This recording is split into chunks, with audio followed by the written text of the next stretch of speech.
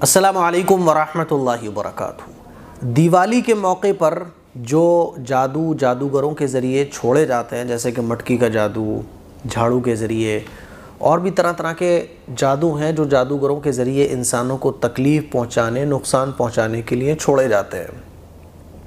جیسے کہ شیطان انسانوں کو نقصان پہنچانے کی کوشش کرتا ہے نا، اسی طرح سے شیطانوں کے چیلے جو ہوتے ہیں وہ انسانوں کی شکل میں ہوتے ہیں اور ان کو بس مزہ آتا ہے اس میں۔ جیسے کہ آپ نے دیکھا ہوگا، چور ہوتے ہیں ان کو چوری کرنے میں مزہ آتا ہے، شرابی ہوتا ہے اس کو شراب پینے میں مزہ آتا ہے، اور پورے ملک میں جو دہشت گردی جو لوگ پھیلاتے ہیں تو ان کو دہشت گردی پھیلانے میں مزہ آتا ہے، ایک جنون ہوتا ہے بس۔ اسی طرح سے جادوگروں کو اسی میں مزہ آتا ہے کیونکہ ان کو شیطان کو خوش کرنے میں ہے نا۔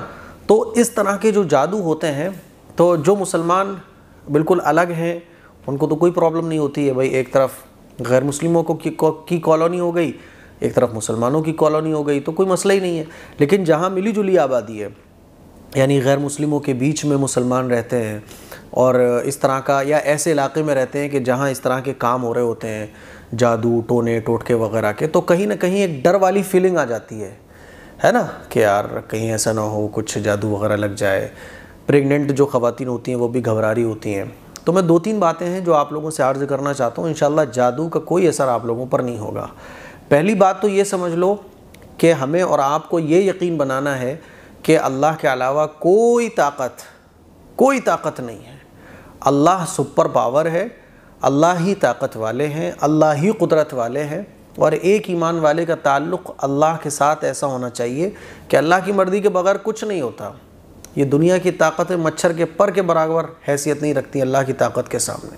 تو ایمان اور یقین مضبوط بنانا ہے کہ مٹکیاں یہ میرا کیا بگاڑ لیں گے، یا جادوگر میرا کیا بگاڑ لیں گے، کیونکہ جادو جو ہوتا ہے وہ شیطانی اثر ہوتا ہے، اور ایمان کا جو اثر ہوتا ہے وہ قرآنی اثر ہوتا ہے، اللہ کا ایک اثر ہوتا ہے۔ ایمان جس کے دل میں ہوتا ہے تو اس کا مطلب یہ کہ اس کے دل میں اللہ کی محبت ہے، اللہ کی یاد ہے، کلمہ طیبہ اس کے دل میں بسا ہوا ہے۔ تو آپ ذرا خود سوچو کہ جس کے دل میں کلمہ طیبہ ہو، بھائی جو کلمہ پڑھنے والا ہے ایمان والا ہے، اس کا مطلب کیا کہ کلمہ طیبہ اس نے پڑھ رکھا ہوا ہے، کلمہ طیبہ کا اثر اس کے اندر ہے، تو شیطان کا اثر کلمہ طیبہ کے اثر کے آگے کیا کام کر سکتا ہے؟ اسی لیے پہلا حکم جو قرآن اور حدیث میں دیا گیا وہ یہ کہ اللہ سے ڈرو، بس اللہ کے علاوہ کسی سے مت ڈرو، یہ شیطانی طاقتیں کیا بگاڑ دیں گی تمہارا۔ تو اسی لیے ایمان مضبوط بنانا ہے۔ دوسرا، صبح شام کی جو دعائیں ہیں، خاص طور پر آیت الکرسی کا اہتمام۔ آپ اگر ایسے علاقے میں رہتے ہیں کہ صبح بھی آیت الکرسی پڑھو اور چاروں قل پڑھ کر اپنے اوپر دم کر لو، اپنے بچوں کو بھی آیت الکرسی پڑھاؤ، وہ پڑھنا نہیں جانتے تو آیت الکرسی پڑھو اور ان بچوں پر دم کر دو، ٹھیک ہے۔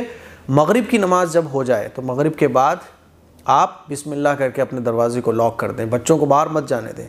ہوتا کیا ہے کہ بچے بھی باہر گھومتے پھر رہے ہیں، چھتوں پہ پھر رہے ہیں، تو فضول کاموں سے بچوں کو روکو، ہے نا، اور بے فکر ہو جاؤ، بس بسم اللہ کر کے دروازہ لاک کرو، بسم اللہ کر کے برتن ڈھک دو، ہے نا، اور گھر میں جو ہے نا آیت الکرسی پڑھ کے دم کر دو، اور خود بھی اپنے اوپر دم کر لو، بچوں کے اوپر بھی دم کر دو۔ تیسرا کام آپ کو کیا کرنا ہے؟ فجر کی نماز کا اہتمام اور 5 وقت کی نمازوں کا اہتمام، کیونکہ قرآن میں اللہ تعالیٰ ارشاد فرماتا ہے ان عبادی لیس لک علیہم بسلطان، کہ میرے جو بندے ہیں ان پر شیطان کا کوئی اثر نہیں ہوتا۔ اب اللہ کے بندے کون ہوتے ہیں؟ جو نماز پڑھتے ہیں، جو حرام سے بچتے ہیں، جو گناہوں سے بچتے ہیں۔ اسی لیے جادو کا جو اثر ہے وہ دینداروں پر نہ کے برابر ہوتا ہی نہیں ہے پہلے تو، اور ہو بھی جاتا ہے کبھی کبھی تو وہ قرآن کو پڑھتے ہیں، اللہ سے اپنے تعلق کو مضبوط کرتے ہیں تو اثر ختم ہو جاتا ہے۔ تو 5 وقت کی نمازوں کا اہتمام، گناہوں سے بچنا، ویسے تو ساری زندگی گناہوں سے بچنا چاہیے لیکن کم از کم اس دن تو بچنا چاہیے۔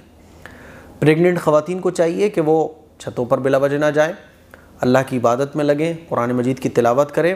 تو 3 کام ہو گئے، پہلا اپنے ایمان کو مضبوط رکھنا ہے، دوسرا آیت الکرسی اور چاروں قل پڑھ کر دم کر لینا ہے، تیسرا کام کیا کرنا ہے؟ 5 وقت کی نمازوں کا اہتمام، اور مغرب کے بعد گھر سے باہر مت نکلو فضول میں، چھتوں پر نہ ٹہلو کہ چھتوں پر بلا وجہ پٹاخے دیکھنے جا رہے ہیں، یہ کر رہے ہیں وہ کر رہے ہیں۔ اللہ کی عبادت میں لگو، پہلے سو جاؤ۔ فجر کی نماز کا اہتمام، کیونکہ فجر کی نماز کے بارے میں آتا ہے کہ جو شخص فجر کی نماز پڑھتا ہے تو اللہ کی حفاظت میں چلا جاتا ہے۔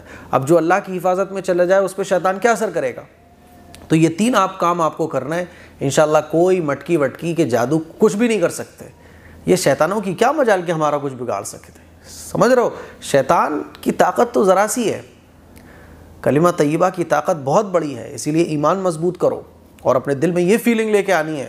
اپنے ہوتا ہے نا آدمی اپنے اندر ایک ہمت پیدا کرتا ہے، ایسے ہی اپنے اندر ہمیں یہ چیز لانی ہے کہ میرے ساتھ تو کلمے کی طاقت ہے، ایمان کی طاقت ہے، شیطان میرا کیا بگاڑ لے گا. بعض دفعہ خواتین گھبرا جاتی ہیں تو گھروں پہ کچھ لگا رہی ہیں، ٹونے ٹوٹکے کر رہی ہیں. کچھ نہیں کرنا، یہ 3 کام کر لو انشاءاللہ. دیوالی کے موقع پر جتنے بھی جادوگروں کے ذریعے جو جادو چھوڑے پھینکے جاتے ہیں ان سے انشاءاللہ محفوظ رہو گے. السلام علیکم ورحمۃ اللہ وبرکاتہ.